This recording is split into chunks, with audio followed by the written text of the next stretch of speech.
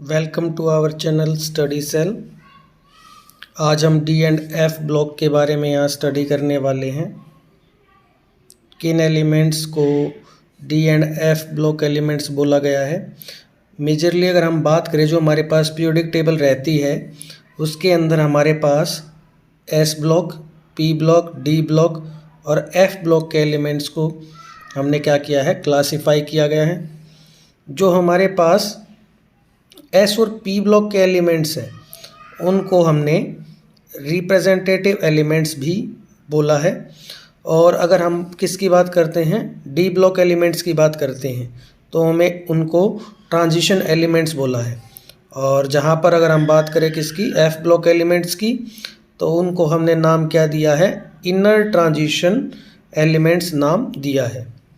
अभी हम ब्रॉडली बात कर रहे हैं जो भी हमारे पास डी एंड एफ ब्लॉक के एलिमेंट्स के बारे में बात करें। अगर हम डी ब्लॉक एलिमेंट्स की बात करते हैं तो उनको कहाँ पर रखा गया है, बिटवीन सेकंड एंड 13 ग्रुप, इनके बीच में, इनके ग्रुप 3 टू ग्रुप 12 हमारे पास क्या रहेंगे, डी ब्लॉक एलिमेंट्स रहेंगे। और अगर हम पीरियड्स में बात करें तो पीरियड्स में कहाँ है, 4 to 7 जो हमारे पास पीरियड नंबर रहते हैं वहाँ पर हमारे पास क्या है, डी ब्लॉक एलिमेंट्स पाए जाते हैं।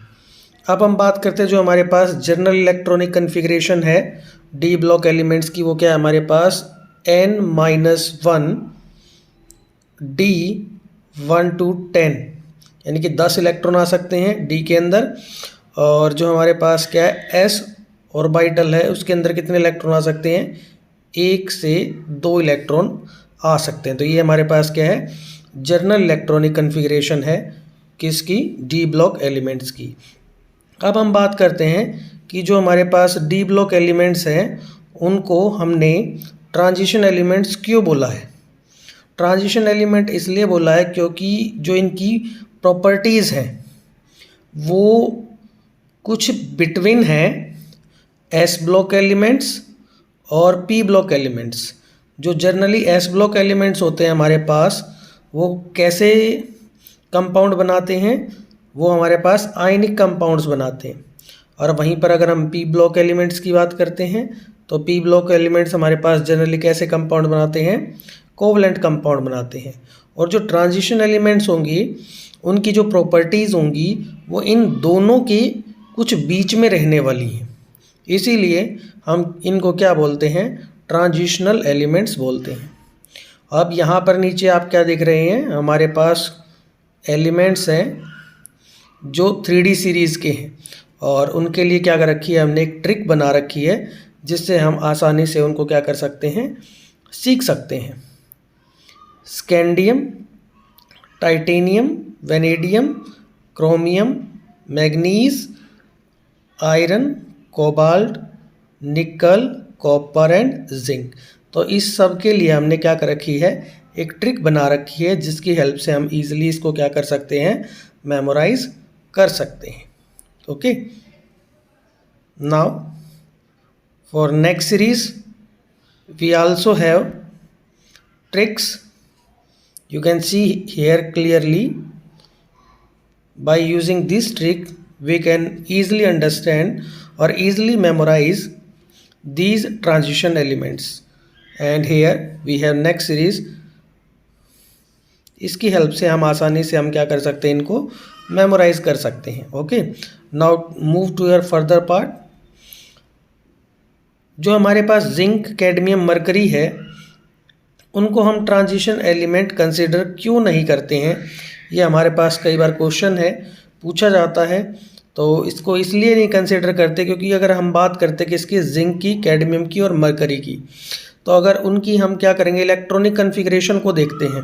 तो इलेक्ट्रॉनिक कन्फिग्रेशन जब हम देखते हैं तो उनके अंदर जो डी ऑर्बिटल है और एस ऑर्बिटल है उनके अंदर वो क्या है, फुली फिल्ड है। वो क्या है हमारे पास, हम ऑब्जर्व करते हैं, वो हमें क्या मिलती है देखने को, फुली फिल्ड देखने को मिलती है।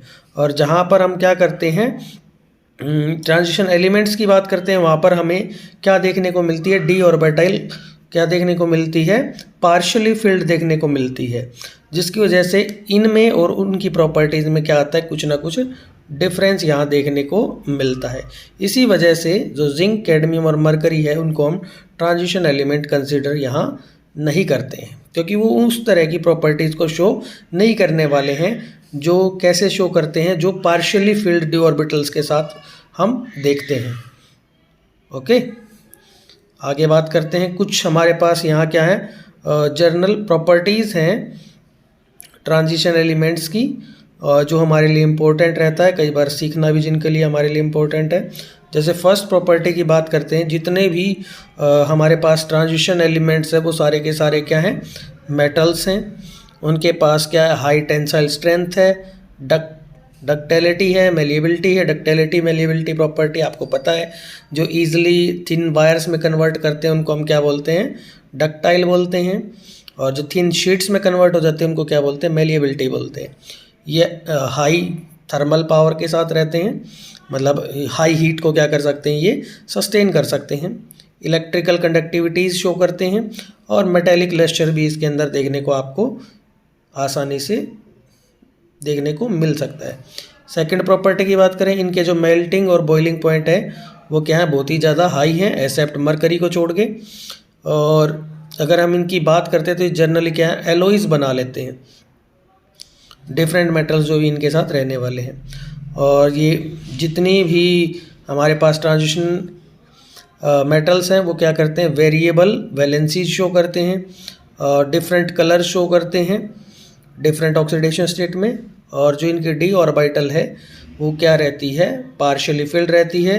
और मोस्टली जितने भी ट्रांजिशन एलिमेंट्स होते हैं वो कैसा नेचर शो करते हैं, पैरामैग्नेटिक बिहेवियर शो करते हैं। ओके।